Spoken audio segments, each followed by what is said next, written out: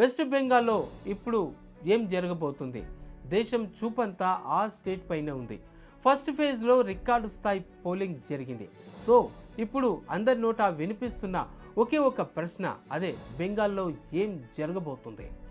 మమతా బెనర్జీ మళ్ళీ అధికారంలోకి వస్తారా, లేక దీది కోటను బీజేపీ బద్దలు కొడుతుందా? ఇప్పుడు జరుగుతున్నది కేవలం ఒక రాష్ట్ర అసెంబ్లీ ఎన్నిక కాదు. ఇది పీఎం మోదీ, సీఎం మమతా మధ్య జరుగుతున్నటువంటి ఒక ప్రతిష్టాత్మక పోరాటం. అసలు బెంగాల్లో ఏ పార్టీ అధికారాన్ని కైవసం చేసుకోబోతుంది? గ్రౌండ్ రిపోర్ట్స్, పబ్లిక్ ఒపీనియన్స్ ఏం చెబుతున్నాయో ఇక్కడ ఒకసారి చూద్దాం. బెంగాల్ ఫస్ట్ ఫేజ్లో 93% ఓటింగ్ రికార్డ్ అయింది. ఆ స్టేట్ హిస్టరీలోనే ఇదే హైయెస్ట్ పోల్ పర్సంటేజ్. జనరల్గా పోల్ పర్సంటేజ్ పెరగడం ప్రభుత్వ వ్యతిరేకతకు నిదర్శనమని ఎక్స్పర్ట్స్ చెప్తుంటారు. అప్పుడు ప్రభుత్వం మారిపోవటం ఖాయమన్నది వాళ్ళ యొక్క అంచనా. కానీ ఈ సూత్రం ఇప్పుడు వెస్ట్ బెంగాల్కు వర్తించదని అక్కడ తెలుస్తుంది. ఎట్లా అంటే, ఈ ఎగ్జామ్షన్ ఎందుకు చెప్పే ముందు అక్కడ పోలింగ్ సరళిని ఒకసారి విశ్లేషించాల్సినటువంటి అవసరం ఉంది. అదేంటంటే, ముస్లింలు ఎక్కువగా ఉన్న ముర్షిదాబాద్లో ఓటర్లు చాలామంది ఓటేస్తారు. సో సేమ్ టు సేమ్ హిందువులు కూడా మెజారిటీగా ఉన్న కూచ్ బీహార్లోనూ భారీగా పోలింగ్ రికార్డింగ్ జరిగింది. అంటే ఈ రెండు నియోజకవర్గాల్లో 96% ఓటింగ్ అనేది నమోదైంది. ఈ ఈక్వేషన్స్ను లోతుగా అనలైజ్ చేస్తే హిందూ ముస్లిం ఓటర్లు కసిగా అక్కడ ఓటేశారు. ఈ ఓట్లు ఎవరికి పడ్డాయి అన్న విషయంపైనే ఇప్పుడు దేశమంతా చర్చ నడుస్తుంది.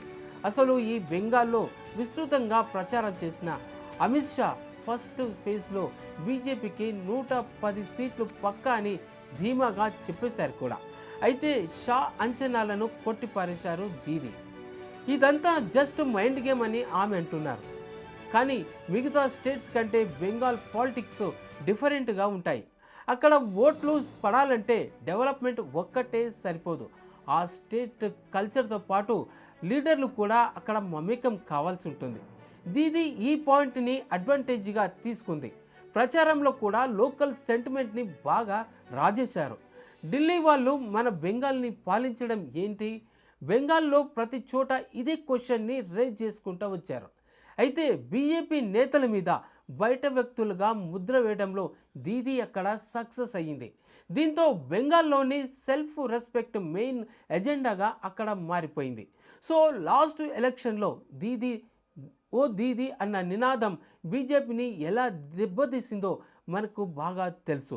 ఇప్పుడు దీపం మారిపోతుంది అన్న కమల నేతల విమర్శలు ఇప్పుడు వారికే రివర్స్ అవుతాయా అన్నట్టుగా కనబడుతుంది.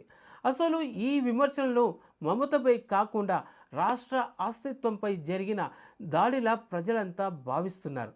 అసలు బెంగాల్లో మమత అంటే కేవలం ఒక పొలిటికల్ లీడర్ కాదు, ఆమె ఒక ఎమోషన్. ఆ ఎమోషన్ని టచ్ చేస్తే ఓటర్లు ఎలా రియాక్ట్ అవుతారో మొదటి దశ పోలింగ్ పర్సంటేజ్ చూస్తేనే అర్థమవుతుంది. ఇక దీది అమలు చేస్తున్న పథకాలు, బీజేపీ ఇచ్చిన హామీలను ఒకసారి అనలైజ్ చేద్దాం ఇక్కడ క్లియర్గా.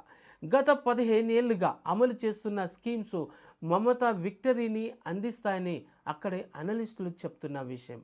అంటే అక్కడ లక్ష్మీ బండార్ స్కీమ్తో పాటు మహిళలకు ఆర్థిక సహాయం కూడా అందుతుంది. అలాగే ఆరోగ్య బీమా, ఫ్రీ రేషన్ కూడా జనాలని బాగా ఆకట్టుకుంటుంది. ఇవే పట్నం నుంచి పల్లెల దాకా దీదికి జై కొట్టేలా చేస్తున్నారు కూడా. మరి బీజేపీ ఇచ్చే కొత్త హామీల కంటే ప్రస్తుతం అందుతున్న దీది పథకాలనే జనం ఎక్కువగా నమ్ముతున్నట్టుగా అక్కడ కనిపిస్తుంది. ఇక బెంగాల్లో ఎన్నికల్లో అతిపెద్ద వివాదం ఏంటంటే ఎస్ఐఆర్ స్పెషల్ ఇంటెన్సివ్ రివిజన్ అనేది దెబ్బకి రాష్ట్ర వ్యాప్తంగా 90 లక్షల పేర్లు ఓటర్ల జాబితా నుంచి మాయమయ్యాయి, అంటే తీసేశారు. అంటే ముఖ్యంగా టీఎంసీ బలంగా ఉన్న ప్రాంతాల్లో ఎక్కువగా పేర్లు తొలగించడం. వెస్ట్ బెంగాల్లో గెలుపు ఓటంలో 3,000 నుంచి 5,000 ఓట్ల తేడాతోటే మారుతుంటాయి. మరి అలాంటప్పుడు వేల సంఖ్యలో ఓట్లు తొలగిస్తే అది ఎన్నికల ఫలితాలనే పూర్తిగా మార్చేస్తుంది. సో బెంగాల్లో మొత్తం 294 సీట్లలో 148 గెలిచిన వారే విన్నర్ అవుతారు. మొదటి దశలో ఇప్పటికే 152 స్థానాల్లో పోలింగ్ పూర్తయింది. అయితే లాస్ట్ ఎలక్షన్స్లో బీజేపీ సాధించుకున్న మొత్తం 77 స్థానాల్లో 59 సీట్లు ఫస్ట్ ఫేజ్లోనే కంప్లీట్ అయిపోయాయి. అంటే సెకండ్ ఫేజ్లో ఉన్న నియోజకవర్గాల్లో బీజేపీ బాగా వీక్గా ఉందని అక్కడ క్లియర్గా అర్థమవుతుంది. సో గ్రౌండ్ రిపోర్ట్ ప్రకారం చూస్తే మమతా బెనర్జీకి ఈ ఎన్నికల్లో విన్నింగ్ ఛాన్సెస్ ఎక్కువగా కనబడుతున్నాయి. టీఎంసీకి 200 సీట్స్ వస్తాయని ఎక్స్పర్ట్స్ మొదట్లోనే అంచనా వేశారు. కానీ ఇప్పుడు ఆ నెంబర్ 160, 170కి మధ్య ఉండొచ్చని ఆ సర్వేలు చెప్తున్నాయి. ఇప్పుడు ప్రశ్న మమత గెలుస్తుందా లేదా అన్నది కాదు, ఎంత మెజారిటీతోటి గెలుస్తుంది, ఏమైనా ఓటర్ మనసులో ఏముందో అనేది కూడా 100% ఓటర్ మనసులోని విషయం చెప్పడం సాధ్యం కాదు. సో అంతిమ తీర్పు ఇక్కడ ఓన్లీ ప్రజలదే. ఈ వీడియోపై మీ అభిప్రాయం ఏమిటో కామెంట్ రూపంలో మాకు తెలియచేయండి. చూస్తూనే ఉండండి జనహిత టీవీ.